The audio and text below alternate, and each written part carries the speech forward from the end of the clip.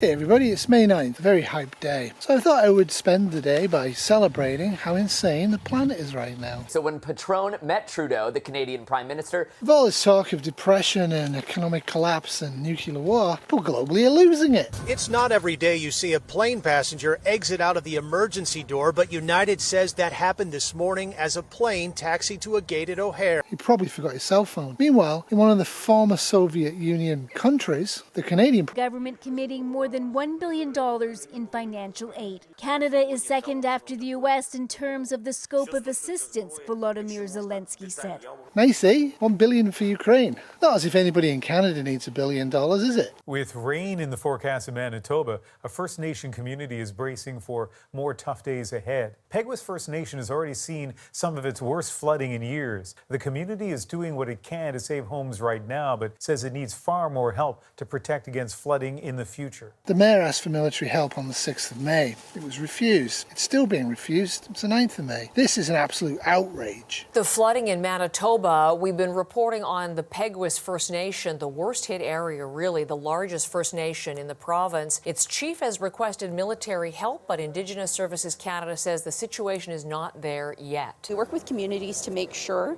that resources within Manitoba and within our resources within Indigenous Services Canada are exhausted first.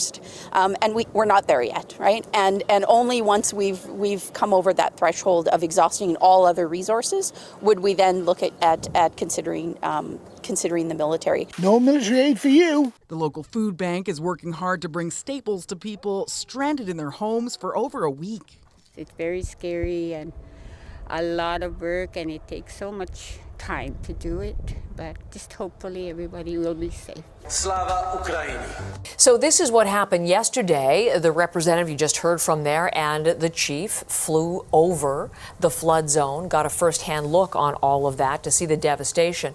One of the things that the Indigenous Services Canada has done is bring in coordinated about 100 different volunteers. And we're going to talk about all of those things because with us this morning is Chief Glenn Hudson from right within the flood zone, right there in his home, the Peguis First Nation. Chief, welcome to our program. Thank you for making some time for us today. Yes, good morning. Good morning. Where's the military aid to help with the sandbagging and pumping and supplies? Where is the dikes programs? Where are the dams? Where are the relocations? Where's the housing on stilts, schools on stilts? Where is Canada's funding to help Peguis First Nation deal with their fourth major flood?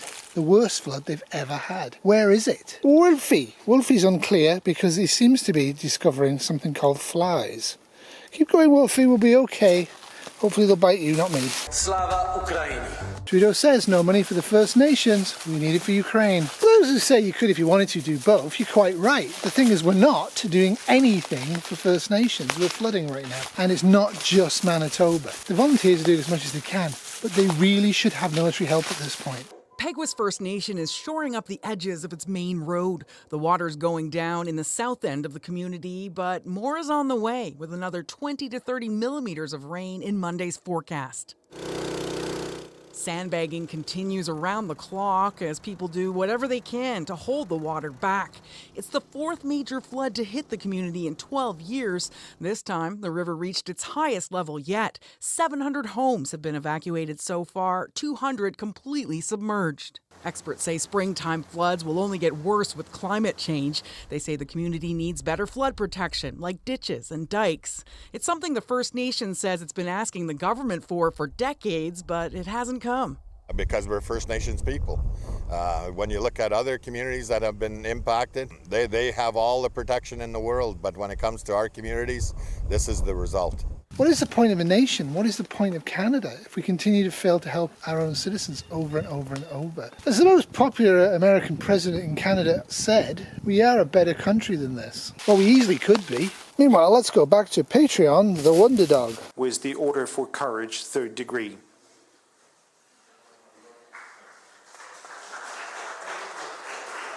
And medal for the dedicated service.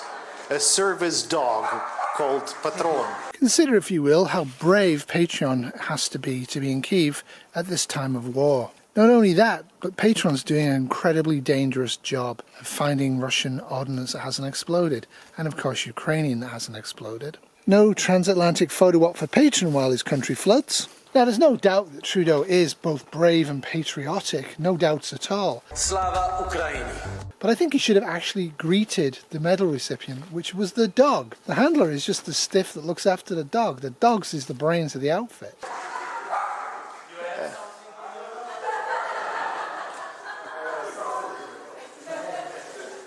Now, what comes to mind when you think of Canada, eh?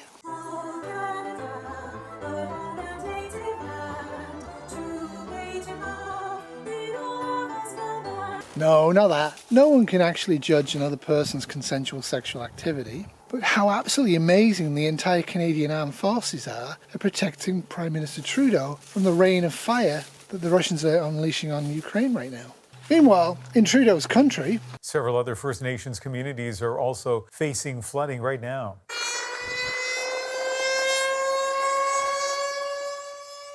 That emergency siren is only a test, but residents of Peguis First Nation are on high alert. The community is located along the Hay River in the Northwest Territories. There is only one way in and out, and residents have been warned if they hear that siren again, they need to leave immediately. Several homes in low-lying areas have already been evacuated. And in northern Ontario, 2 neighboring communities are being evacuated due to flooding. The Kashechewan and Fort Albany First Nations are along the James Bay coast. Residents have been flown south to Thunder Bay and several other municipalities. The federal government says it's working with both communities on the evacuation efforts. Now back to our Prime Minister as he works hard for everyday ordinary Ukrainians. It's not every day that you see a dog giving his own acceptance speech. It's also not every day that a dog is honored by the president. But then again, Patron is not your everyday dog. Hey, America, what a boot. Trudeau. Patron honored in a ceremony on Sunday by Ukrainian President Volodymyr Zelensky and Canadian Prime Minister Justin Trudeau. There was no mention, however, of Patron's impressive tug-of-war skills. That is a strong set of teeth right there. Oh, so when Patron met Trudeau, the Canadian Prime Minister searched his pockets for a treat but came up empty-handed. The state emergency services later saying in an official statement that Patron was extremely pleased to meet a true friend of Ukraine, even though Mr. Trudeau did not find a piece of Patron's favorite cheese. Really? Really? You guys. I think we need to be sending some sort of cheese gift basket. Okay? Yeah, he deserves it. Also, Patron, I mean, he needs a statue, all the treats, his own day. I mean, just... I'm here for Patron Day. It's funny because Trudeau was like searching for a treat. The dog already knew. He could sniff it. Oh, he knew he came empty-handed. And that's it for this half hour. Will, thank you. Ukrainians rejoice. It might be the apocalypse, but at least you've got a good old-fashioned American cheese coming to you. Truly, this is a dream. Speaking of which, it's back! Tonight, COVID is making a comeback, with the number of cases surging more than 50% in the last 2 weeks. It feels like Groundhog Day. All but one state seeing an increase in infections, even as numbers are likely underreported due to at-home testing. New York, again the epicenter of what is looking like a 5th wave. Governor Hochul testing positive just today. How? Why? So thanks, Unvaccinated, for keeping COVID-19 circulating in the community. Did a bang-up job of that one. Omicron emerged just 6 months ago, sending cases and hospitalizations soaring to unprecedented heights over the winter. Since then, new subvariants have continued to pop up and are driving the latest uptick in infections. One of them now makes up more than 1/3 of current cases. Which in no way means being unvaccinated or unboosted is a smart thing. When you tell me in the comments it is, I see your intellectual level like this. And in comparison, the humble COVID-19 virus is smarter than you. Meanwhile, water is not everywhere and it's ruining boating. I never thought this day would come this quickly, but I think we always knew that this day was potentially out there. That was Arizona's top water official, Tom Bishotsky, on Sunday Square Off 3 weeks ago, delivering a grim assessment of the West's water shortage. Lake Powell's levels were so low that some northern Arizona communities faced a possible cutoff of their water supply. I am out at Bullfrog Marina on the opposite side from the new boat ramp and the slips. That's a buoy filled over there. Now right here, as you can look on those rocks over there, and you can see right here below me, I am standing at high water mark. So right here where I'm standing to straight across over to the other side, and you can kind of see the water marks up there.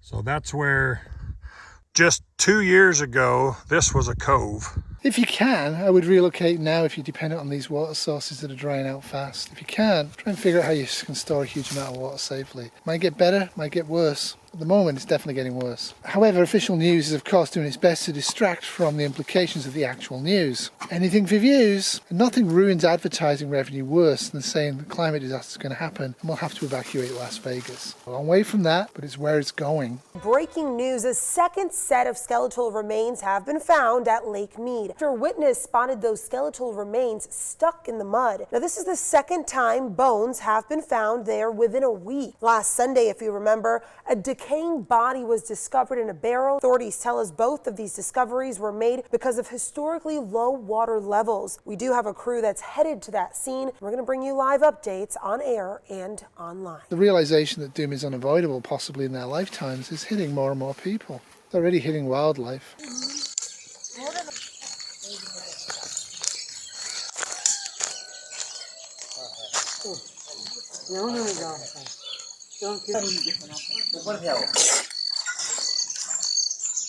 पानी भी गंदा मिलता है जो पानी पीने के लायक नहीं है और 2.5 किलोमीटर जाके पानी लाना पड़ता है। तो सुबह में ये थक जाता है, फिर काम करने जाता है, तो ये आदमी की क्या परिस्थिति है सिर्फ पानी के लिए।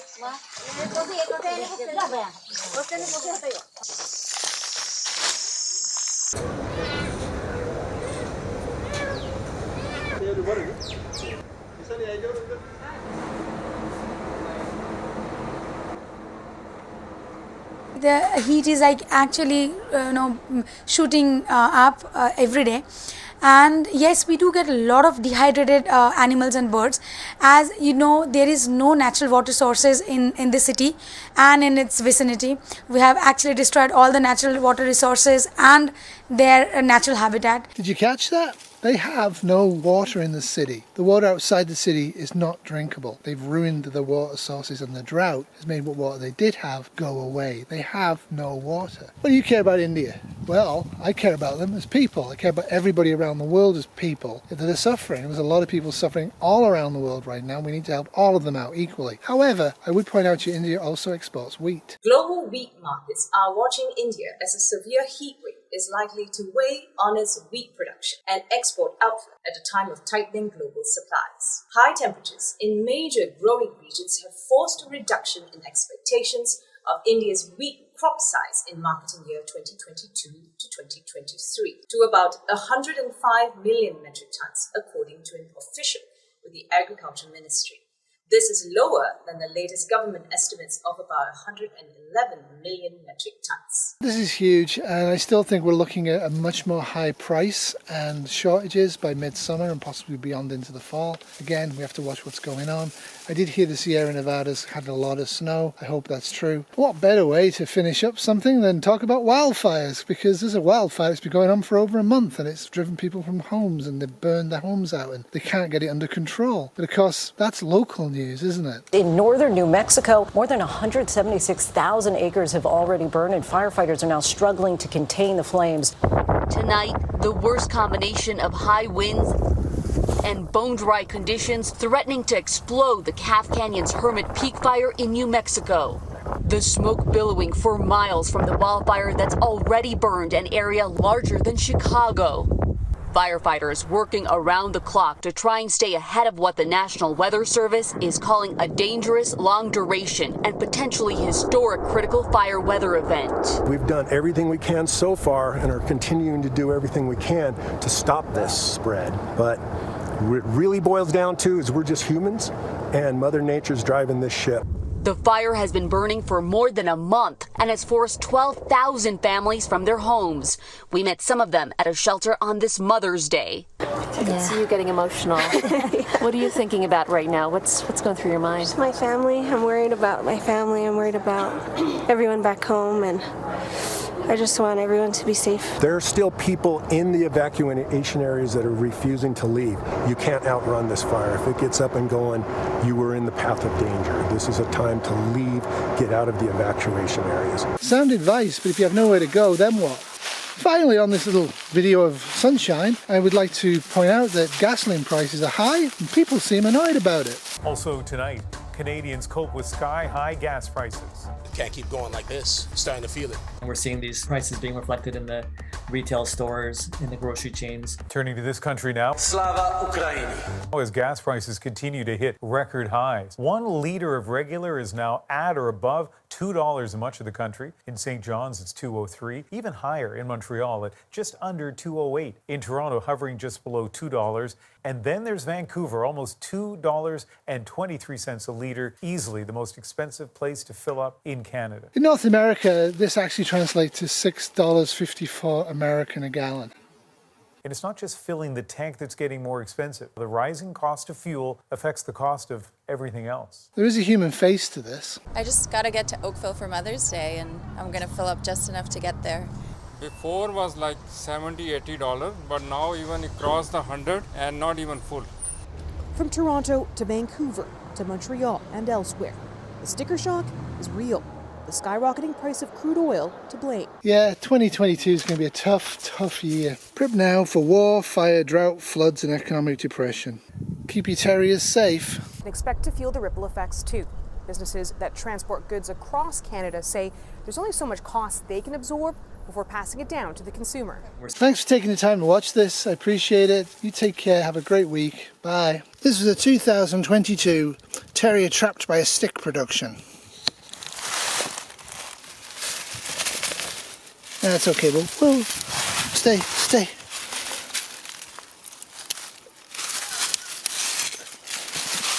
Rescued.